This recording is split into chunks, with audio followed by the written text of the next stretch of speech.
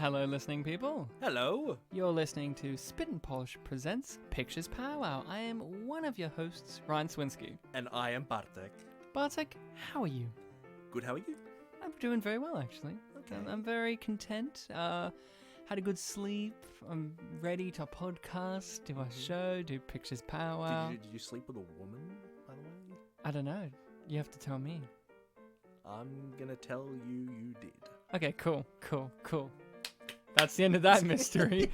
So, we are doing Pictures Powwow, the show in which we discuss a movie that has come recommended, whether it is from myself, from Bartek, or from you, the listening people. We do have a list of movies that have been recommended by the listening people. Of course, you can easily recommend movies to us on our social medias or our email. Email spitandpolished@gmail.com. That's in the description. We'll plug all that stuff later on as well. But, Bartek... Yes? It was my episode last week. That's we right. did Revenge of the Sith. Yes. And it was yours, the one before that, in which we did a Bollywood movie, Min-hee. Yes. So, deduction is leaning towards that this is a listening people's choice episode. Yes. And I think I said what the movie was at the end of last episode, but you'll have to remind me. Well, Ryan, I'll give you a hand, you fair maiden, you. Of course, we're watching the Handmaid Tales, right? Cool. We're doing The Handmaiden, which is recommended by a listening person. From 2016? 2016. So, just to clarify, we are discussing which version, because there's two. Yes, of the two that I know exist, we are watching the theatrical cut. The theatrical cut? Brilliant. Yeah, so we're doing that because, I don't know, it seems like there's a weird mixture of, like, the director says one thing about one cut, but also mainly just, this is the more accessible cut, this is a cut more people have a physical copy of, or streaming copies of, or buy from iTunes or If stuff. you are proud of the fact that you saw it in cinemas, you've probably seen the theatrical cut then. From what I understand, both cuts were released in cinemas. Oh, really? Yeah. Okay. So we're just doing theatrical cut. I had seen the theatrical cut before, so I had an understanding of, like, maybe this one. I still haven't seen the extended, so maybe one day. But for this discussion, theatrical cut. Bartek, are we doing it alone? No. We actually have the listening person, that recommended this film to us. We said their name at the end of the last episode, and that person is here now. And that person is Stefan Bradley. Hey, hello. It is great to be back on Spit and Polish Presents. Well, pleasure to have you here. Fun fact, Stefan. Last episode, when I said we were doing a movie suggested by a listening person, I said this movie, Bartek forgot that you had recommended it. But he did remember your essence because he piped up like a small child and said, "Oh, one of my friends recommended that." And I said, like, my friend too. Stefan. It's because I remembered it happened on the group chat that Stefan and I are in. I'm like, oh yes, I got like 3 films that time. It was one of the 3 that I'm thinking of. I've never heard Bartek so giddy with the fact that he had remembered that someone he knows had recommended this movie. Yeah. Unlike all the other times where most of the listening people choices were people I knew. Yeah, exactly. But you didn't sound excited for those. You were like, whatever. My boy did this. Yeah, exactly. So we're doing The Handmaiden. The Handmaiden. You recommended this. Yeah. I kind of forgot about this movie, but people were doing like lists of the decade as they do, and I was listening to a radio show which is Art Smin on Sin, and they're also doing their ones of the decade, and one of them kind of said out just randomly, "Oh, The Handmaiden," and I think no one else knew what it was. I was like, "Oh, I remember seeing that. That was a great movie." Then someone else, Heather Ann Campbell, who is a comedian and also a podcaster from How Did This Get Played, did like a massive list of like 10 movies of the decade, and Handmaiden was also one. And I was like, oh yeah, I remember that movie. I'm not too surprised. It's a movie. Let's just say that it's an experience. It's an experience that we'll be discussing in depth with spoilers. So if the listening people haven't had a chance to watch The Handmaiden, it is something you can grab, watch. Theatrical cut is around 2 hours, 24 minutes. So watch that, come back, because it isn't an intricate movie. It's a very good movie. It's one that has a couple of distinctive plot twists, so it would be worthwhile to not know the spoilers. Exactly. So if you haven't, it's really worth watching and coming back because, it's one of those ones where it's like, let it unfold for yourself. Like most South Korean movies, it's good to just let it approach you and not, you approach it already knowing who it is. Well, it's not actually based on a South Korean story. Oh, I know, so- but the South Yeah. Korean storytelling is very heavily Well, that's there. true. Yep. Sarah Waters, the Welsh writer, the novel Fingersmith. Yeah. As far as I know, they both. I mean, the plot is largely the same in the novel. Still plenty of lesbian lesbian themes. So yeah, they definitely what they did is the original was set in Victorian era Britain, and when they adapted this one for the Korean So audience, you're they saying, moved you're it. saying Welsh and British, but not Greek. You're saying lesbians, so I don't get it. Well, Sarah Waters is a Welsh writer. She's but from Wales. yes, but this is set in the Victorian era, and this new version, The Handmaiden, is set in Korea under Japanese colonial rule in the 30s. Which is great. Very clever, very clever way to do it, I think. What I found very interesting was there come a point in the movie where, usually with period piece movies, you notice that it's in the period that it's in. Yeah, And there came a point in which that kind of faded away, and I just was like absorbed into it, and I wasn't thinking, this is a period piece movie in which they're driving the old-fashioned cars, or they got horses, or they got lanterns, or they're wearing three-piece suits with a pocket watch, or whatever. Like, there came a point where that aesthetic and this world and this culture, it just kind of absorbed me fully in, and I wasn't noticing the artifice of production design and costuming like you do in a lot of period piece movies, even ones that I like that we've covered on the show, like Miller's Crossing. Yep. That movie, you really do notice this is a film noir, 30s, detective-y, 30s, 20s kind of movie. This one, it just kind of washed away, and I think maybe it's because we're confined to one location for a majority of it, and that location is very old-fashioned. Yeah, and especially wealthy people with artistic sensibility. So it's like, either this is modern day and they're very fancy, or not. And they're on purposely adopting traditional Japanese aesthetic in that location, Yeah. and that's kind of like throwing it back even in a different era within a movie that's set in a different era from what we're in already. So it's like layer upon layer upon layer. Yeah. So Bartek, let's talk about our histories with this. I have just mentioned that I had seen this before, the theatrical cut. Like Stefan, I had heard things about it. Like you had seen it, but I hadn't seen it until like a year or two ago. I'd heard things about it. It was on a lot of top 10 lists of the 2016, yes. Yeah, and I had heard a lot, and I like the director's other films, especially Old Boy is the go-to classic one for him. That's the one that is an entry point for a lot of people with this director, but I had seen like 2 or 3 other of his movies, so this one was like, I'll get around to it, and then it was on the Australian Netflix, which is no longer on because Australian Netflix fucking sucks, Yeah. and it's like, okay, do you want to have things on there? We've talked about this before, but it's like, there's so many times on this show where it's like, I've on purposely picked a movie that I saw Netflix in Australia has just announced that it's been recently put on there, and then like maybe 3-4 weeks later, I'll pick that movie and then be like, it's gone now. What was that? What was the witch film? Witches of Eastwick. Witches of where it was like Eastwick. new releases, and it was like Witches of Eastwick. I'm like, okay, and they then took it literally off- like 5 weeks later, or like 4 No, weeks. it was later. like the day or two before we did our episode on it. They took it down, so we had to find it.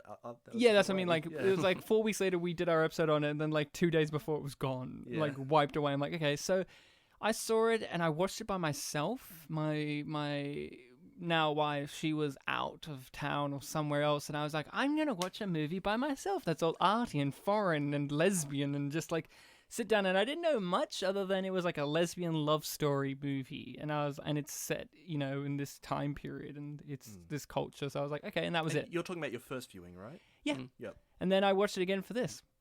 And I noticed things that I didn't really pick up upon the first time, or really appreciated a lot of echoes and callbacks and stuff. So Bartek, what about you? Do you have any history? No, I think I might have just heard it, through the grapevine, through the bird vine.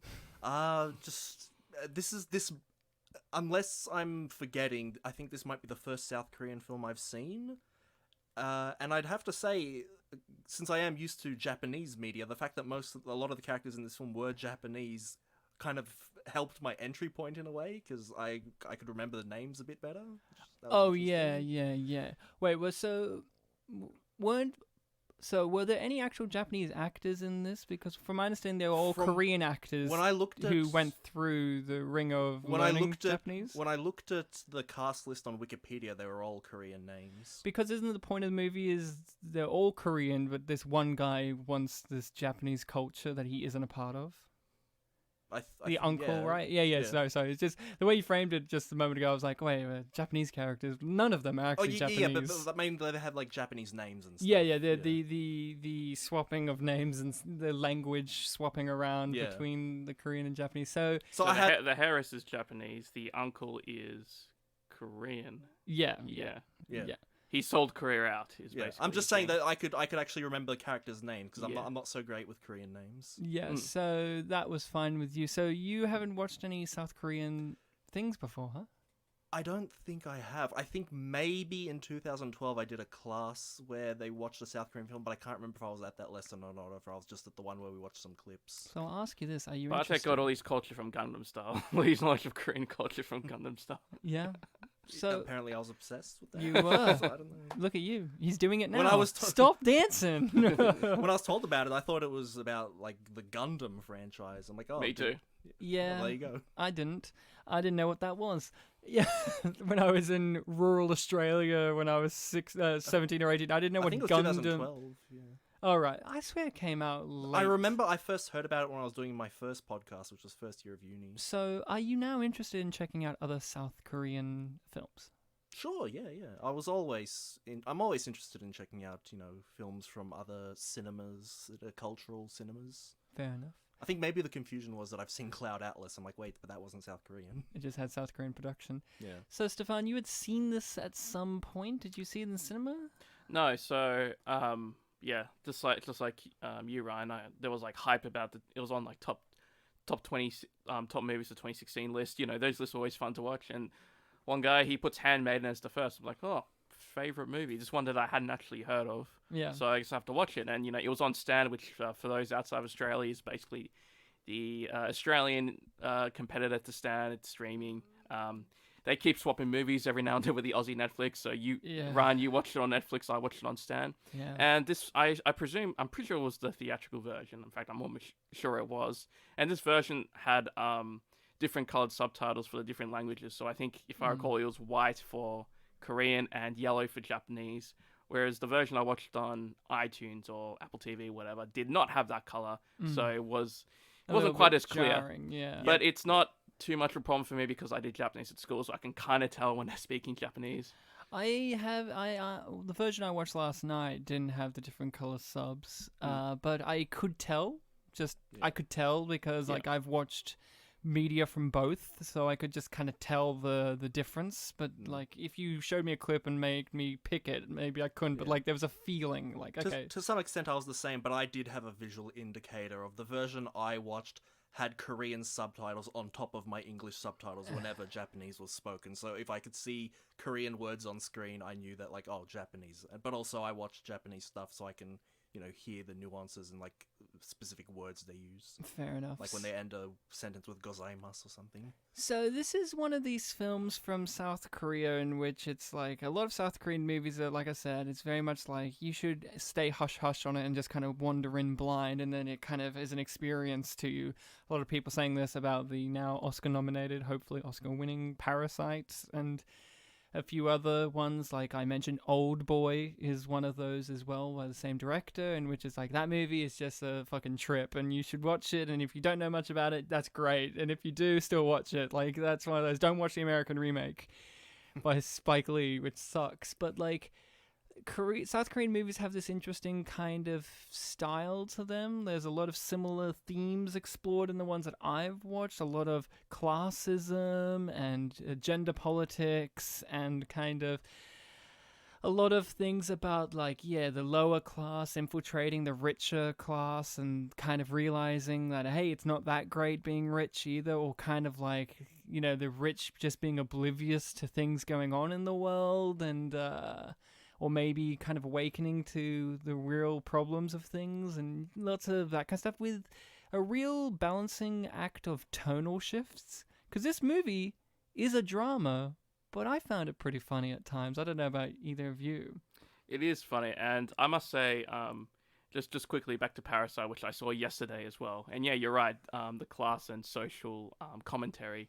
Yeah, and I reckon if you could call it the Handmaiden Parasite, and I think it would still work as well. Yeah, it would. Okay. But yeah, it's a mood journey. It's a funny movie. What about you, Bartek? Did you find any humor to be had in the Handmaiden? There was one scene that I really did find funny. It was a very dark comedy moment. Which moment? It was a moment where one character was trying to hang herself. I knew it'd be that moment. Oh, yeah. The other one, Let's Go. Oh, that was great. Let go.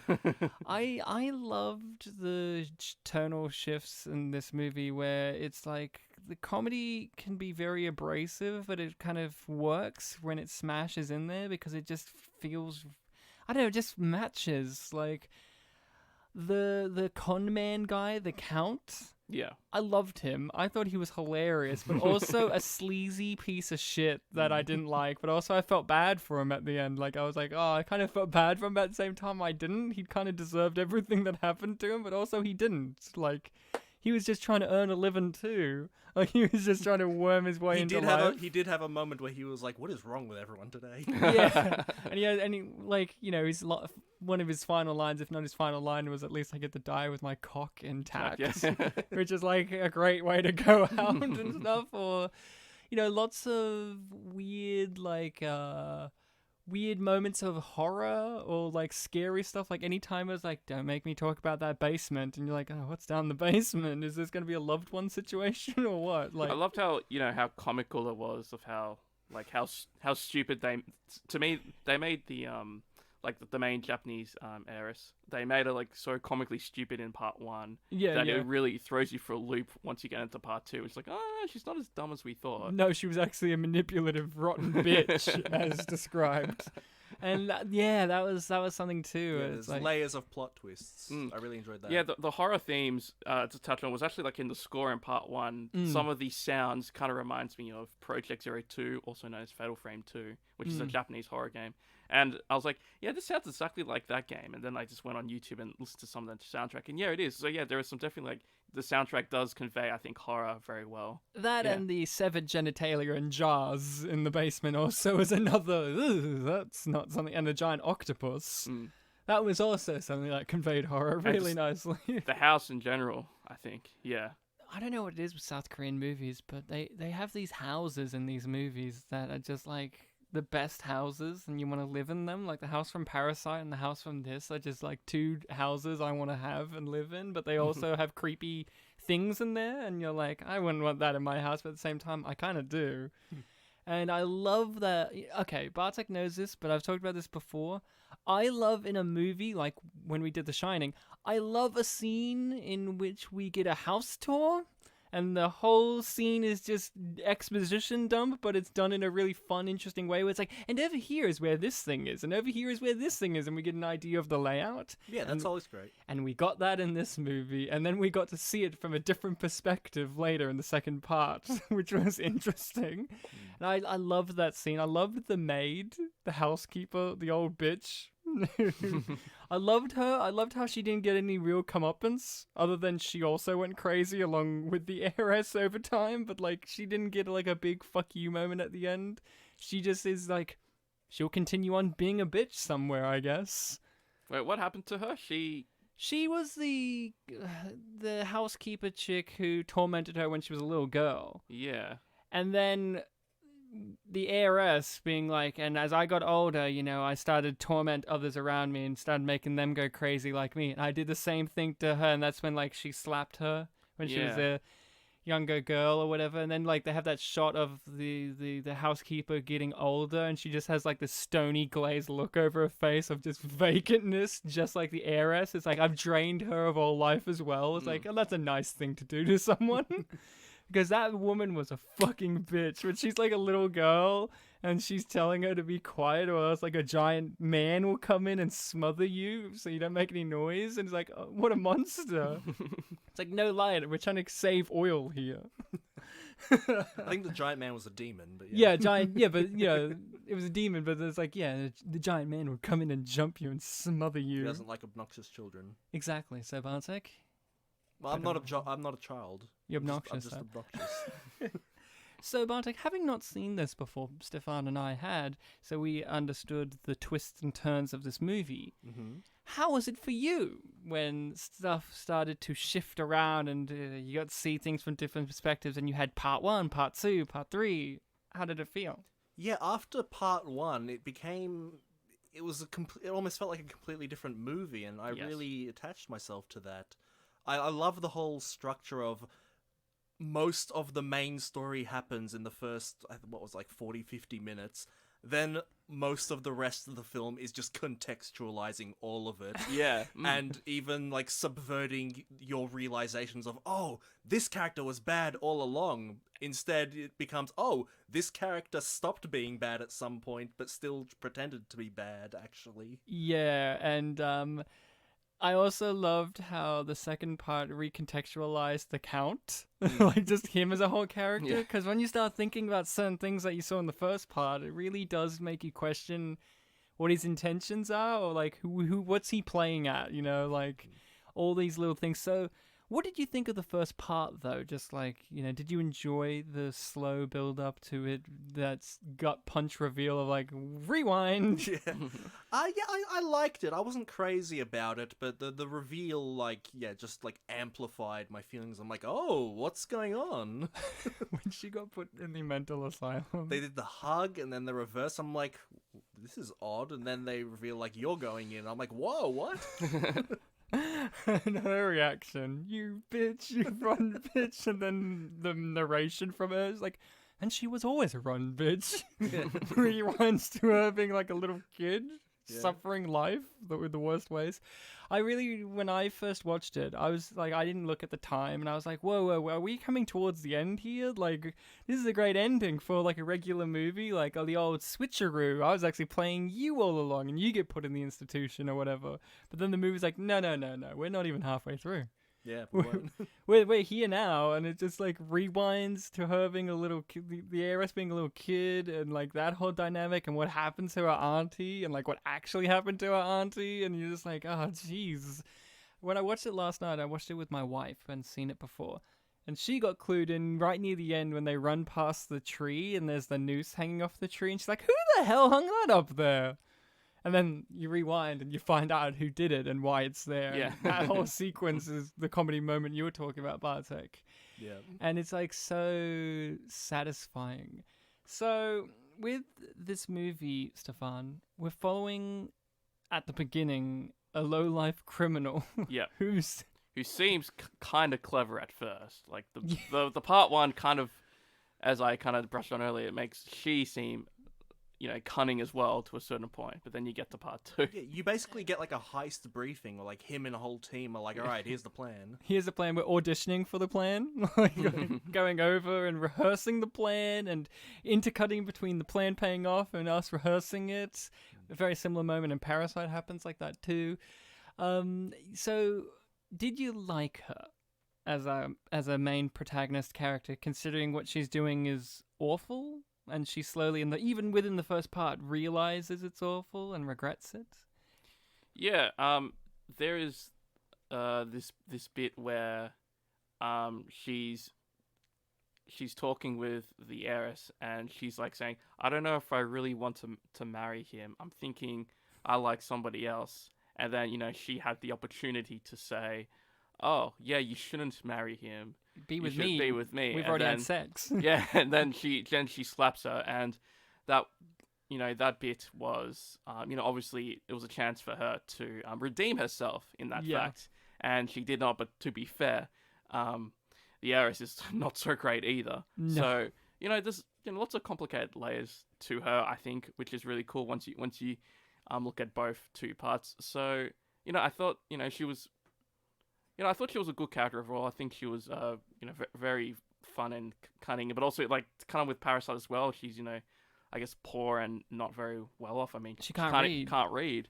So, you kind of hope it all works out, but then, it's like, it's not nice to put people in in asylums, No, especially when they don't deserve it and they're Yeah. already suffering. And especially early 20th century asylums. Oh, yeah, when they described the asylum when the flashback, where he's like, they dig holes in the ground and stick you in them and put a lid over them, and that's when the auntie tried to run away and then got stopped. That she like calmly walked all the way back down and sat down with nothing said. Do you want to go to those asylums, Bartek? Oh boy, where I love when in movies and just in these things, and I know it's probably what it was like at the time, but it's just so funny in movies where they have the just shots of the asylum and you just hear insane laughing from outside, and you're Yeah, like, it's like the laughter starts when you get like the not establishing shot, but like a view of what it looks like from the outside. and you're like, that's when they start laughing, Yeah. like they're laughing with you. I when I first watched it, I had a hard time grasping with her as a character. I enjoyed the playfulness of the tone of her infiltrating this house and doing all of this, but then there comes a certain point where you're going, oh, this is really fucking mean and all that. But then that's kind of what the movie wants you to do. So when I first watched it, I wasn't expecting this kind of switch to this, what the second part does, where it recontextualizes everything and kind of shows even worse elements and even more positive elements, and shows how their love has a stronger bond than you think it did in the first act of the movie, the first part of the movie. So watching it again this time, knowing how the relationship turns out and what is actually going on, I found it very interesting within the first part what bits they chose to withhold and what bits they didn't, like the whole bathtub scene, and how when you first watch in the first part where it cuts off seems like the natural ending point, but then later on it goes on more. And you're like, oh, okay. And it doesn't feel like one of those, we withheld this scene from you for just this reason of showing it later so that we can give you an awe. Like, oh, no, it was a deliberate choice here. Like, okay, yeah. Like, this is a real puzzle box movie. This is what J.J. Abrams wishes he could do with his mystery box approach to storytelling, but he's like, this actually follows through. I think now that I think of it, I think maybe when I was watching the first half of the film, I did have like little moments in the back of my head where I thought like, oh, that was a bit, bit abrupt ending of a scene. So when it did re-show a lot of the scenes and like, the extra details, there was this thing of like, that was kind of like me realizing that something was up. Yeah, and like odd lines that would come out of nowhere, where you're like, where did this character start feeling this out of nowhere? Like making love to a corpse line. Like you're like, where did that come from? When did she start feeling this? Then you find out in the other part that it was him who said that to the uncle. The account said that to the uncle, if she ever heard that.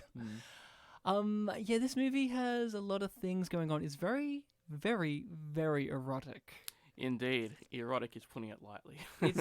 But would we say it's gratuitous? Not really. I don't think so. I actually when this was out I was telling my girlfriend to watch. She's like, "Oh, it looks like a horror movie. I hate horror movies." Like, it's different to that. And she's like, "Wow, it's probably the most artistic sex scene I've ever seen." I'm just like, "Yeah, it is." Which part did she say that for? Well, all of it. There's a lot of it. I'm just imagining Especially you sitting like there with your girlfriend, and there's that scene of the Handmaiden just in between her legs, just like sticking out her tongue, but not even fully sticking it out. Like it's the most polite sticking out of the tongue, being like, splendidly beautiful, or whatever that line was. Because there's like 2 or 3 of these, and yeah, they're all choreographed pretty well. Yeah. What about you, Bartek? We've talked on this show a lot, including our mystery box show and Unappreciated Masterpieces, about sex scenes, what they're representative of. Are they gratuitous? Do they actually Is this art or is this pornography? Is this art? Is this pornography? Does it actually affect the story and the characters? And does it actually emotionally resonate with you? I've talked many times on the show before that a lot of sex scenes in media, I don't actually feel anything for them other than like, hey, that actor got naked, like a lot of the time. But what about you? How did you feel about this movie? Yeah, it was interesting. It was definitely explicit, but I can't bring myself to call it gratuitous. I agree. It's the kind of thing, yeah. Yeah, I mean, There's just something about it that's like, yeah, it feels like it's very purposeful. Yeah, that's the way I would put it too. Like, I could see someone saying it's gratuitous, but like, I think, like, honestly, I didn't think it was that gratuitous. I mean, we didn't get that shot where it's like, and now here's a pussy. Like, they didn't really give you a pussy shot. I don't really recollect one. It's a lot of bums and tits. We got pussy's perspective. Perspective, but not like the actual pussy shot, and that I remember. But like, even if it was there, it wasn't like as gratuitous as it is in other movies and other lesbian movies. This didn't feel like a male director shooting a lesbian scene being like, yeah. It wasn't... Oh, this is the scene I want to direct. It felt very like... It wasn't male gaze, they were female. Well, yeah, in fairness, all three of us are like straight guys who don't really know what lesbian sex is. I don't know, are we? Maybe. And who don't really know what lesbian sex is like. So I actually don't know if this would be considered male gaze or not. I heard it's a male director, but... I think it's just the way that one looks at how the film is shot in general. It doesn't linger too much on the wrong shots. And for me, it focuses not so much purely on the visuals of two naked women scissoring, but more the power dynamic between them and the emotional connection that we, the audience, are having and them as characters, especially when we get the second perspective of that first sex scene that they have, and you see it go on longer, and you see that the heiress is actually quite knowledgeable on these things, and we know why.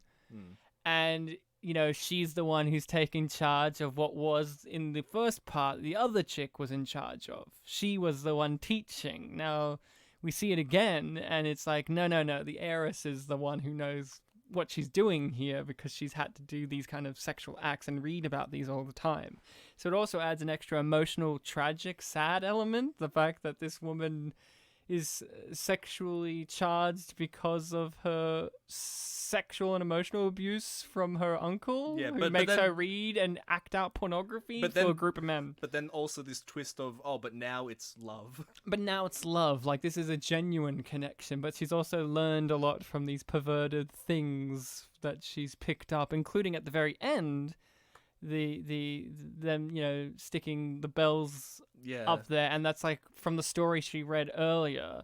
And you're like, ooh, I don't know, like, it's nice when you see it, but when you think about how it was referenced before, you go, ew. But then also you think about the actual story itself, removing the context of how she was reading it.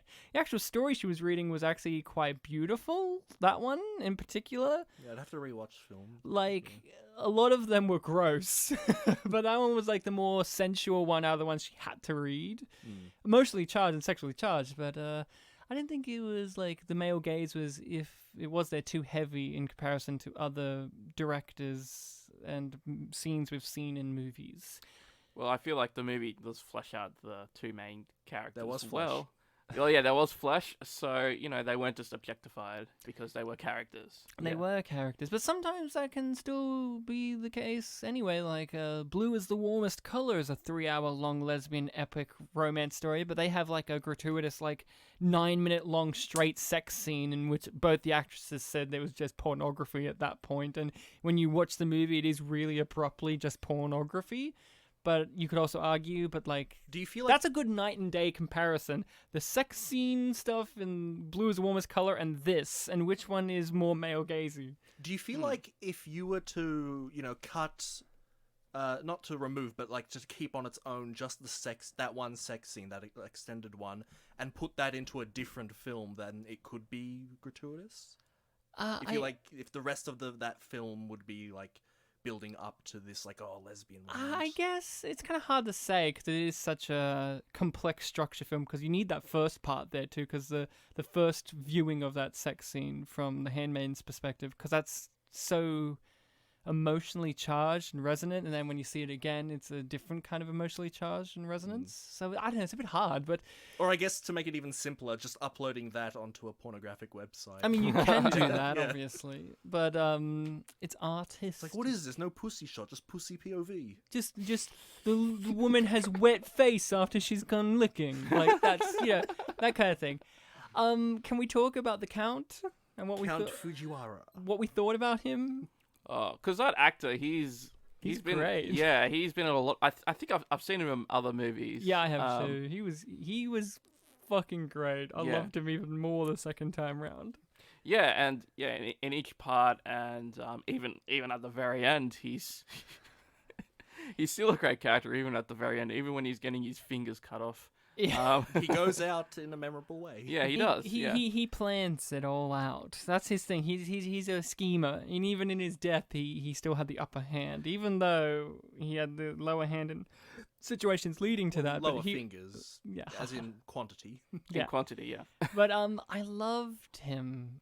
I remembered feeling bad for him the first time round at the end, just because he was trying to get something. But then rewatching, like, this guy was such a prick. He was, but also like he has mercy because he gives the Harris his that poison, not to poison other people, but he's like, okay, if you want to give mercy on yourself, you can use this and you can kill yourself before you go to the basement. Okay. She used it on Himmler. That's true, yeah. But even he's just like, I don't believe you should be subjected to that sort of torture. No, exactly. He has Does, some code of ethics, but they're very loose because he's very much like, I don't regret putting her in there. In fact, I'm going to kill her in there because I know she wouldn't want to be in there. Yeah. And you're like, okay.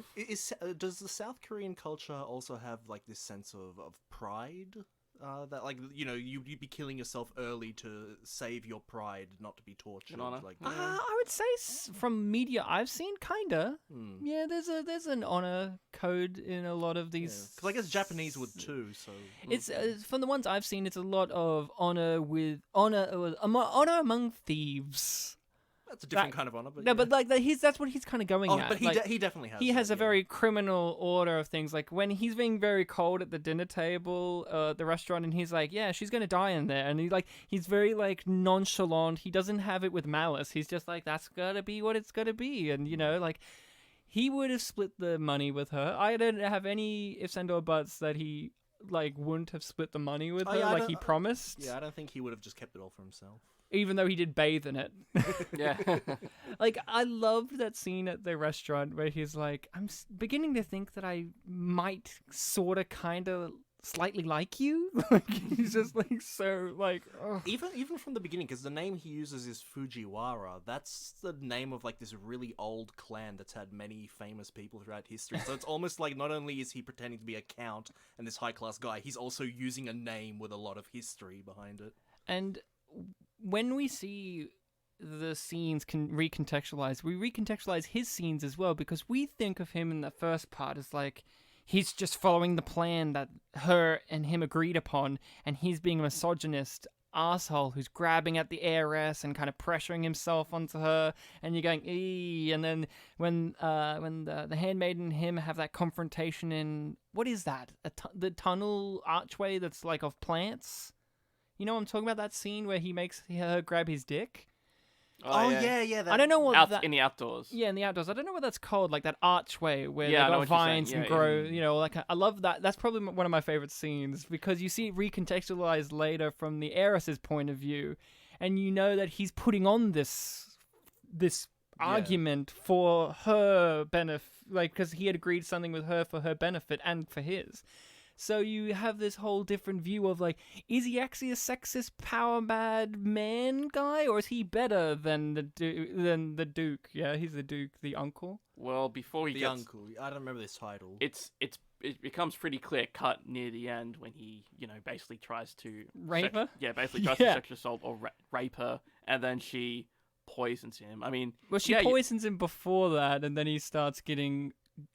high or like intoxicated on it, and that's when he tries to start to have her. But it's like, yeah. Oh yeah. When he gave her the drug, he explained that like if you do 3 drops, you'll pass out. 5 drops, you'll really be passed out. And then it was 3 drops. Oh, 3 drops is you'll fall asleep. 5 is pass out. Okay, and then more, you're dead. And drink the whole thing, you're dead in 5 minutes. But yeah, like at the end, he's going to try and possess her. But then after that, he still has a journey to go on, in which he's like, you know what? I'll kill this guy.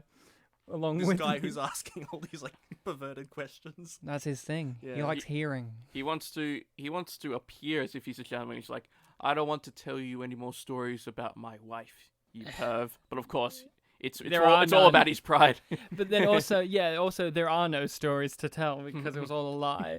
But I also loved with him too, when he's like, his whole thing about love, where it's like, love, if I ever have love and it leads to my ruin, don't feel pity for me. Like, he just is like, I reject love. And you're like, yeah, that's not a great thing, because of course our two main characters are embracing love, and you have a guy who's literally against love. That's not going to be a great thing to enter into the love story, is it? He's using the institution of marriage for his own gain, not for love. No, exactly. And he's very much like, I'm not in it for sex.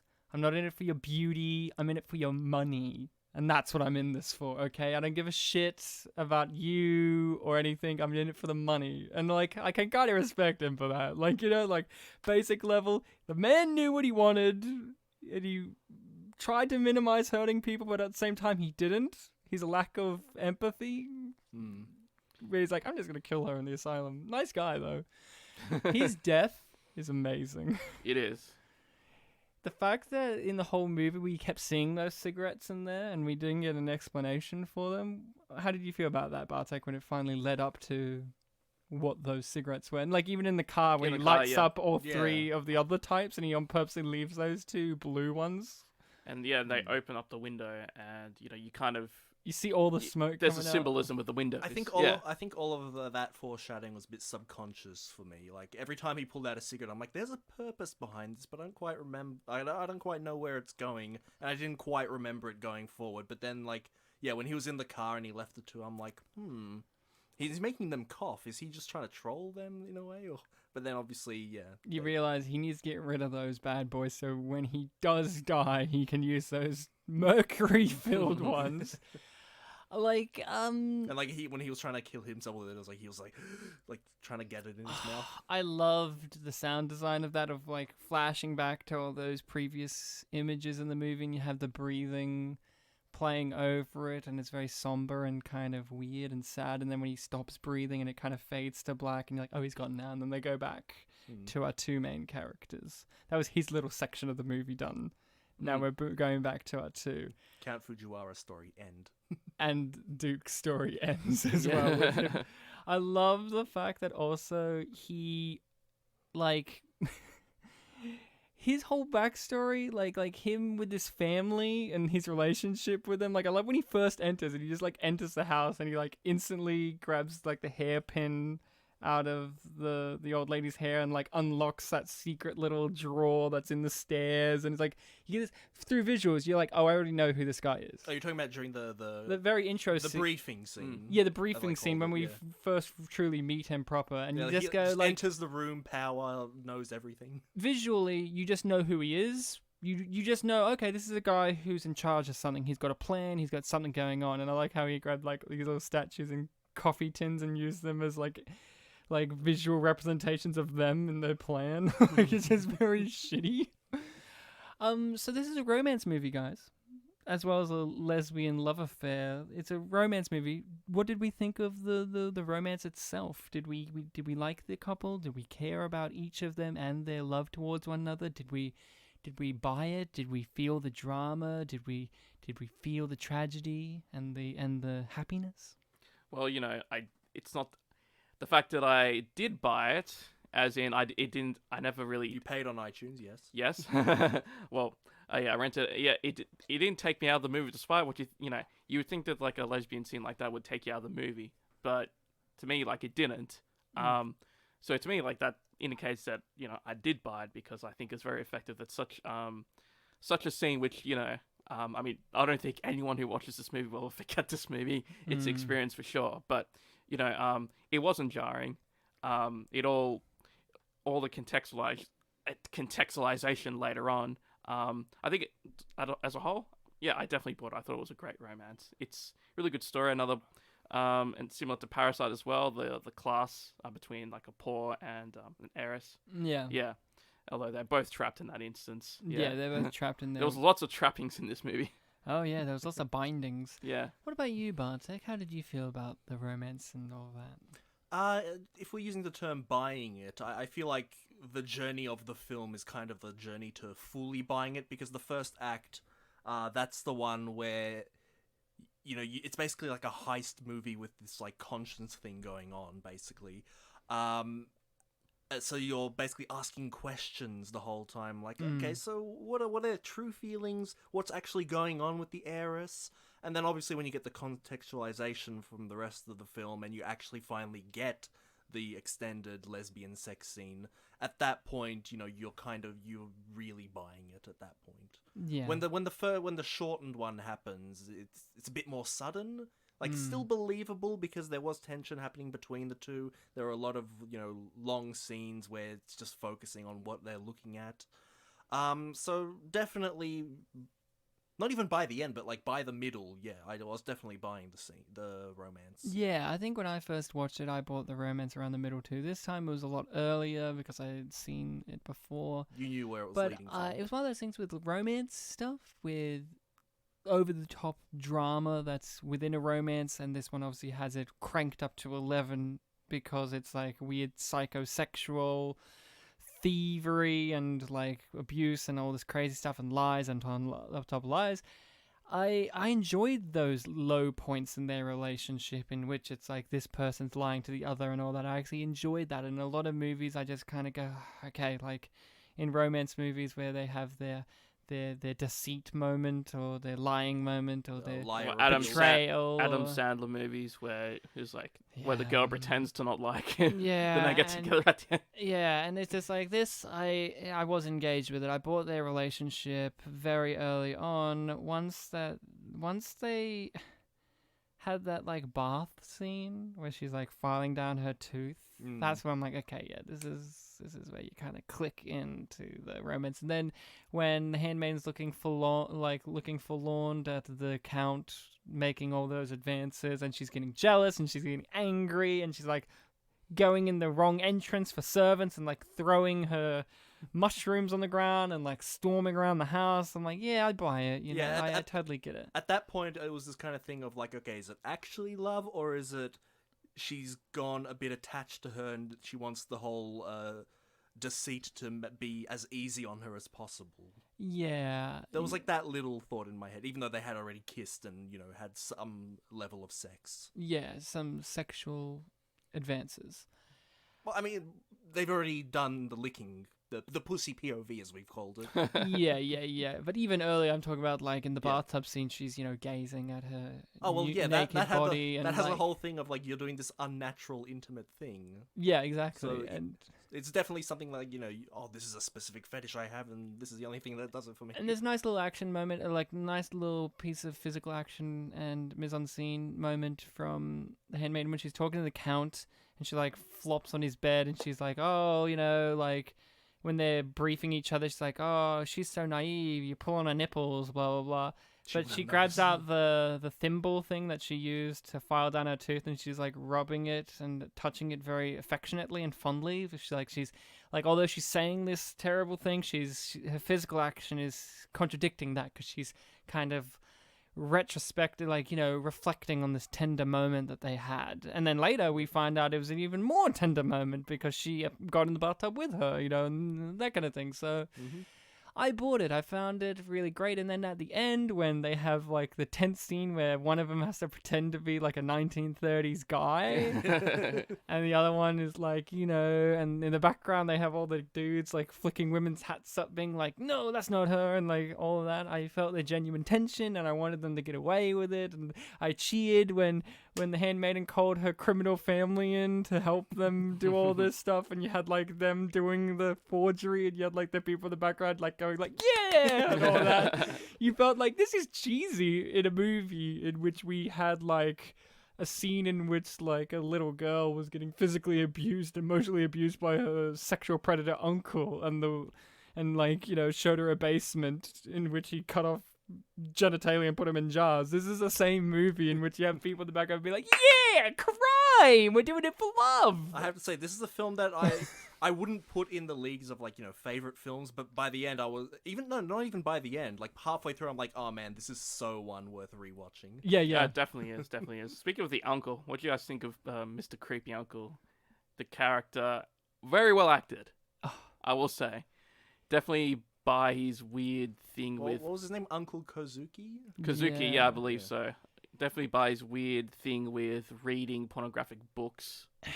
He had a whole weird sexual underground that I found very bizarre and interesting and curious. Like, just like he has her strapped down and gets whipped, but then he also straps the men down and they get whipped by her.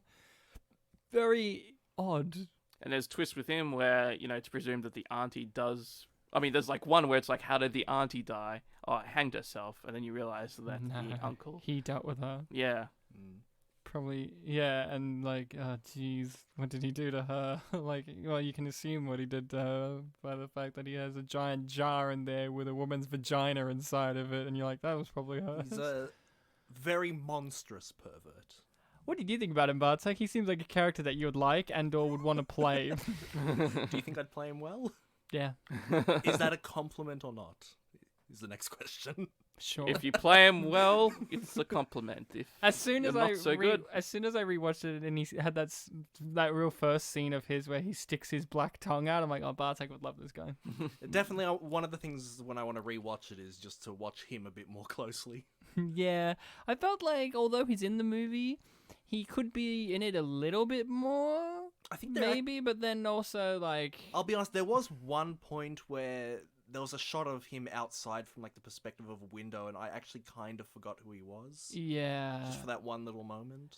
But his presence is, really Felt. important. Yeah, during those Like, readings bits and Yeah, I remembered the fact that like, oh yeah, there was an uncle that wanted to marry his niece. yeah. Yeah, and he's obsessed with books. Yeah. That's his like pride and joy is like literature. Also, there was a scene where he shouted, "Snake, snake!" What did you think about the snake and that whole idea? Was it actually a real? No, it was a statue of a snake. They broke the snake. broke it near the end. Yeah. When they have that great scene where they're trashing his whole entire thing and they break the snake. When we first see the snake, didn't it move and No. hiss? I No, could have sworn it did. They got you, man. They got you. I think it's just that she reacted and the camera did like a massive like reaction to a still object, making it feel like it was a presence, but no, it was just sitting there. I loved it. I love that he like has this weird system in which he's like, I'm gonna put a snake here, and that's where you don't go beyond that point. It's knowledge or whatever. He wants to be special. He doesn't want to say, "Don't cross the line. Don't cross the snake." Which is representative of knowledge, wasn't it? Didn't he say like the snake represents knowledge, and you're not allowed to go beyond that point of knowledge? I can't remember the exact thing. And it was great. I loved also him watching all the guys watching her read. Just says a lot. Like, this guy is into voyeurism. Like, he's into hearing it and seeing it, but not actually engaging with it. He's like a monstrous pervert who, as monstrous as he is, likes to take it all in kind of passively. Yeah. I did like his death. Where he's like, it's so beautiful, and he's like clawing at it, and he's like, and he's like, I like the fact that he realized, hey, there's a lot of smoke in here. Like, that's not good. That last scene with him, it's like if this was, an American film, that would be played by a guy who'd be like, out of breath the whole time, like clearly just on the verge of masturbating, but like the way he was playing it was like more like fascinated and like very curious, but also pervert. Obviously, the perversion motivated that fascination. It was I didn't even think about it. Like, he really did a great job nailing that balance where it's not just it's not what did you do next? It's not Newman in Basic Instinct where Sharon Stone crosses her legs and he's like sweating and like it's not that. It's not Wayne Knight, but it's like I like how I compared Wayne Knight to this. If Wayne Knight was in this movie, how would you feel? And he played the heiress. If he played anyone in this film interacting with the characters in this film that were still, the same. Legitimately the same characters, that would just be a comedy all on its own. Yes. Her father wanted to be Japanese. Like, I think that her uncle wanted to be a Japanese Even man. if he was written and directed to play it boring, it would still be funny. I love the uncle. Yeah, this is just a really great movie. Do we have any negatives? No negatives. I just want to point out, as you said before, when they're throwing the books, when they're breaking all that stuff. Amazing scene, amazing score. The score, as I mentioned earlier, is really, really good.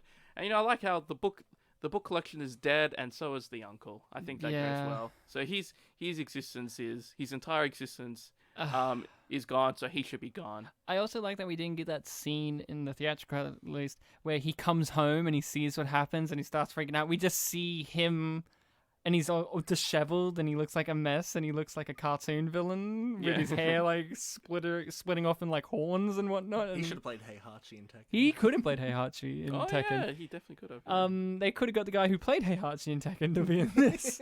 But I like that. Don't you, Bartek, that they withheld the moment in which we saw him find out that all of his books were destroyed? We just cut to him and he's just taken the guy and he's just like a mess. Like things are just deteriorating and he's like cutting off each finger for each book he liked. Yeah, it was almost like, is this the same character? But like, no, of course it is. He's playing it the same way almost. Do you have any negatives, Bartek? First viewing and all? Honestly, when I was watching it, I did feel like some scenes went on too long, but from a retrospective point of view, I probably wouldn't want to change that. Yeah, mine are just nitpicks, little things, like, and it's the same criticism for both instances, but like, she drinks the poisoned wine and then spews it, like, spits it into his mouth, and I'm like, that's pretty dangerous. Like, I don't know, like, you have a chance of poisoning yourself. That was like just a little thing where I went, I don't know if I would have done it like that, but that, you can let that go. But then the Count is literally smoking in mercury and he lasts longer than the Duke, than the uncle. I don't know how that happened. Like, he's literally breathing, like, smoking it into himself, and he had 2 of them. So, like, that's just a nitpick. Like, these are nitpicks. Like, these are, like, yeah, sure, like... Yeah. Ding, CinemaSin. Like, it's a contrivance of stuff that you need it just so that the scene can play out in a certain way, but it doesn't actually matter. Like, you could go, he literally got, like, a hole bored into his hand. How does his fingers work enough to hold a cigarette? Ding. But, like, these are just little things that I just noticed this time around where I went, that could have been done a little differently with the wine one, but I'm a bit more forgiving of the wine one than the mercury cigarettes. But the mercury cigarettes one is just like, that scene's awesome.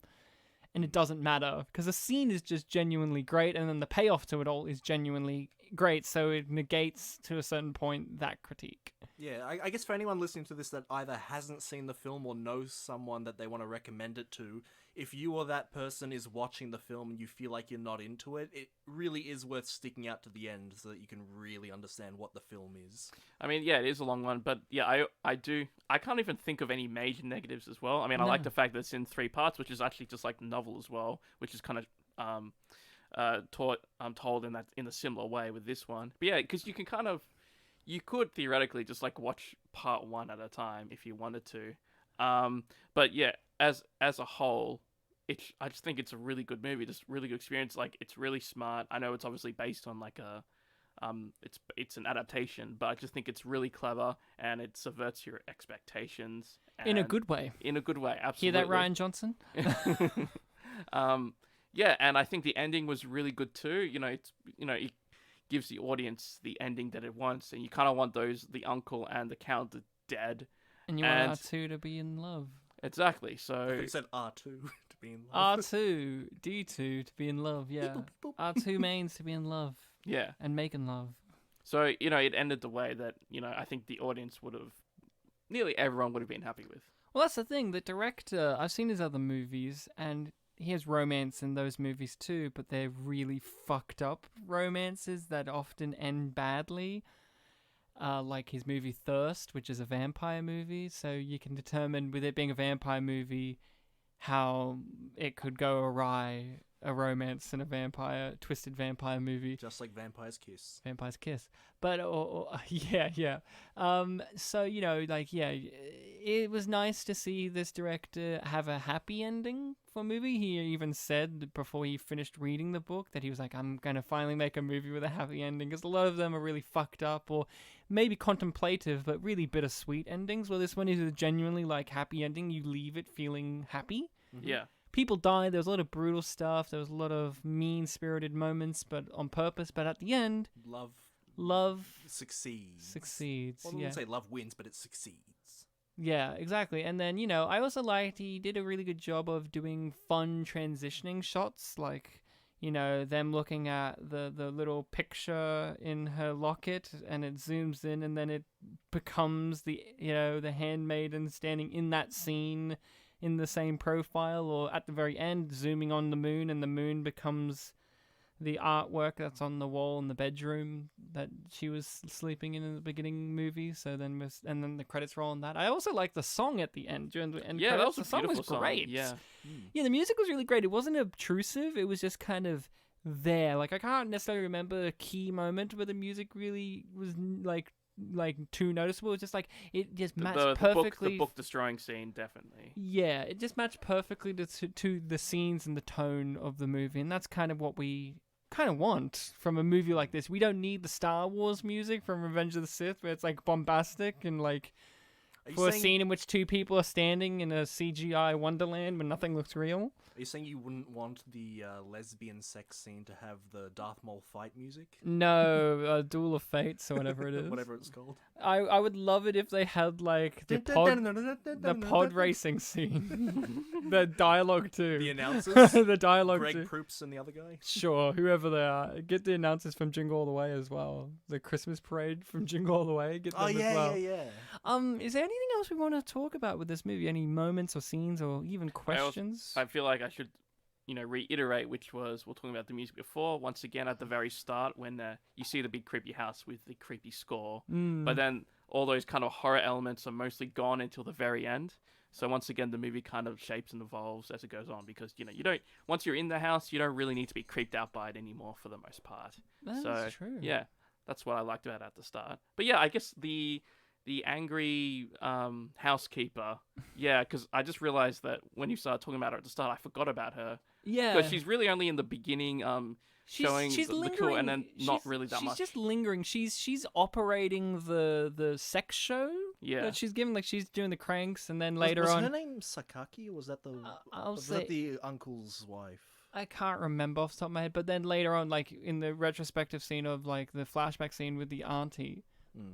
when she tries to run away and the housekeeper is the one that shuts the thing on her, and she does it with delight and glee because that's her revenge moment against her because she got told off earlier.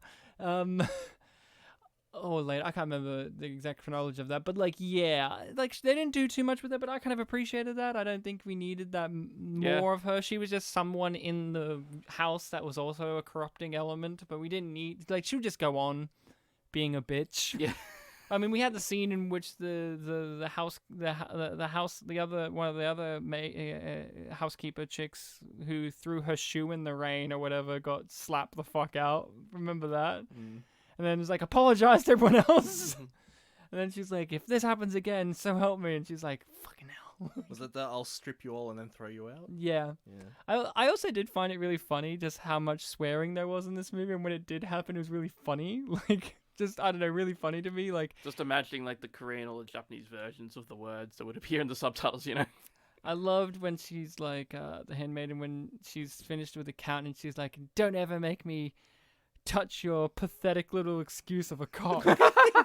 And just like walks off angrily, and he's just like wounded. He's like, oh. Like, I think it's not little. Just a little sigh. And you still got to keep it at the end. So. Yeah, he had it intact, as you said. Bartek, anything else you want to talk about or bring up or even have a question about? When the characters were reading the words of penis and vagina and laughed, that was a very relatable moment. And then he showed them. He grabbed their faces and kind of shook them around. He was kind of suffocating them too. I mean, he had it full on. How would you feel if I had my leather gloved hand just smushing your face? Because I was laughing about Chinpo and Manko. Yeah, exactly. How would you feel? Well, he's doing it now, and then I just got to do it. I loved that scene. It was just quiet. It was a quiet abuse. Like, they don't even cry or anything. They just kind of like, okay, back to where we were. Like, that taught them. Yep. I can't think of much else to bring up. I just think, it's even the abusive scenes. I mean, you said yourself, Ryan, they're good scenes. Obviously, they're uncomfortable to watch, but they could have gone too far, and they didn't. This is a really dark movie, and it goes to some really dark spaces and some really sexually explicit spots as well. But it never feels too much. I don't think it never does. No, it never goes too far. It's not even that violent as well. While the other directors' movies are violent or gross. Like in Thirst, the vampire one, he's a priest who becomes a vampire. and he gets Ebola at the very beginning of the movie. That's like a plot point, and he's playing a flute, and he just like coughs up blood, and like out of his flute, just all of this blood is shooting out of his flute. It's so gross. Well, in this, it's like, oh no, an octopus in the background. That's scary. No, that's it for The Handmaiden. A very good film, one worth watching and rewatching. Hopefully, Bartek, you get vigored up to watch more Korean cinema, South Korean cinema. I mean, you can watch North Korean cinema if you Yeah, want. you could. You're gonna watch. I know there's some wacky stuff there. Wacky. You're gonna watch Parasite next, I presume. Maybe Burning. Yeah, Who knows? I guess just quickly, because these movies, both Parasite and Handmaiden, I mean, they're different directors who both acclaimed South Korean directors. There are still similarities, and they both have like similar amounts of hype. Yeah. Parasite a little bit more hype, I think. But Well, which do you yeah. think is? But which do you prefer? I really struggle to decide. I might have to watch Parasite again because they're both so much better on the second I think viewing. it's a different. It's very hard. They have a lot of similarity in terms of class struggle, politics, and Set alone story in a house. I think it's just different because one feels very, very, very, very much a mature movie, and the other one feels like immature in a good way. Like Parasite's a lot more fun. It's a lot more easygoing for general masses. Yeah. Like that one is what you would show to people who don't like foreign movies, and they would enjoy it.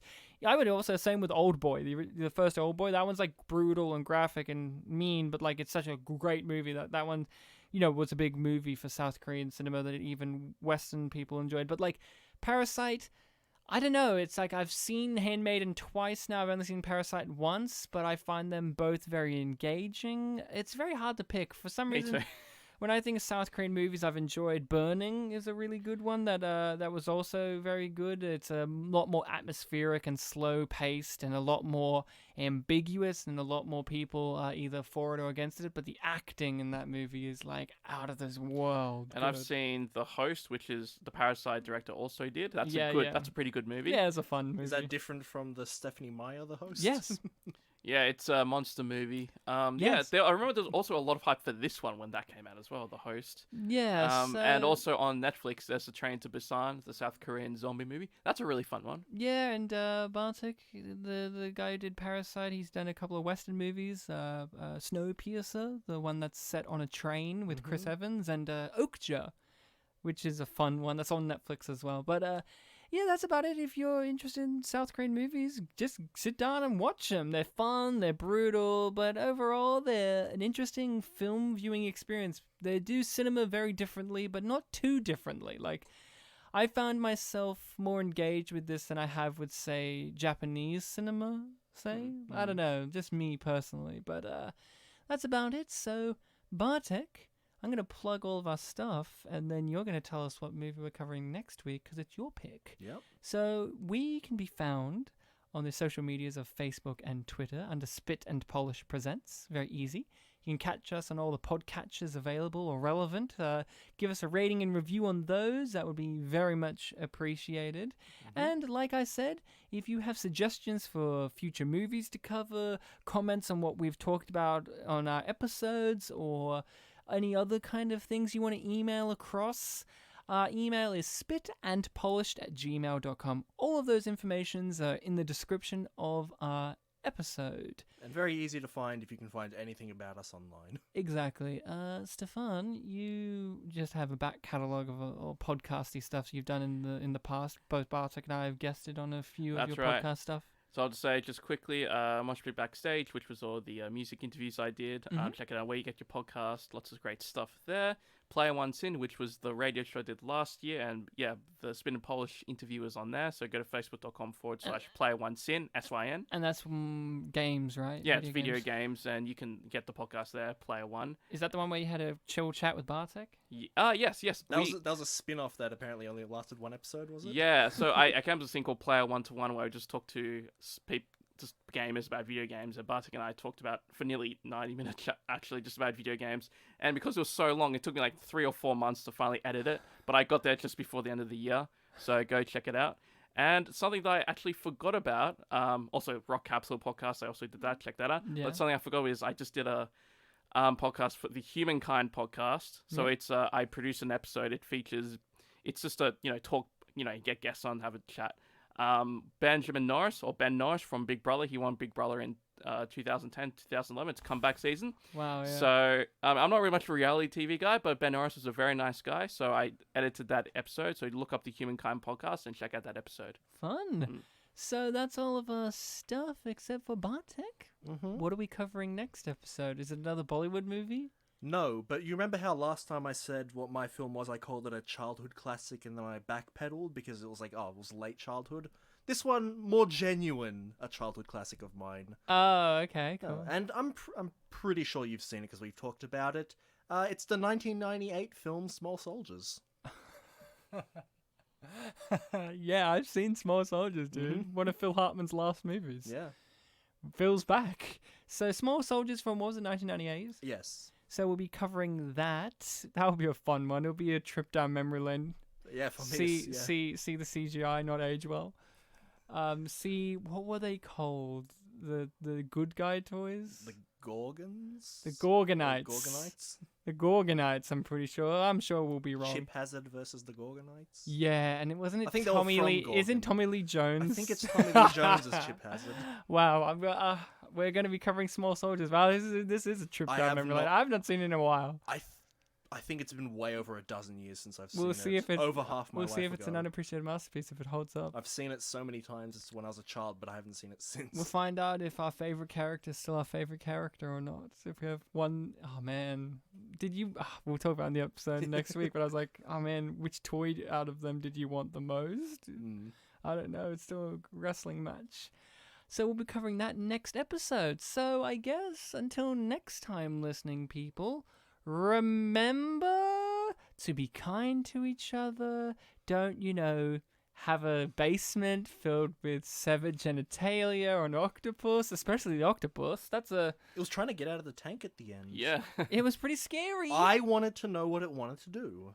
It wanted to write a best-selling novel. That's what it wanted to write with all 8 of its arms. Yeah, and it would do it 8 times as fast as everyone else that won a best novel because it has more tentacles. If an 0. octopus that lived in a sex dungeon wrote a novel, best-selling novel, what would the novel be about? I don't know, what would Squidward write about? It would just be death of a salesman. That's what it would be. Just a tragic life of one middle-aged guy.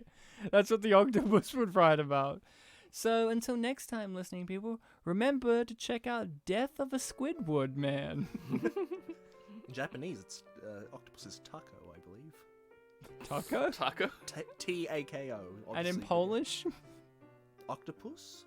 Fucked, have I ever known what it was in Polish? Bartek, spin Polish where one of us knows Japanese.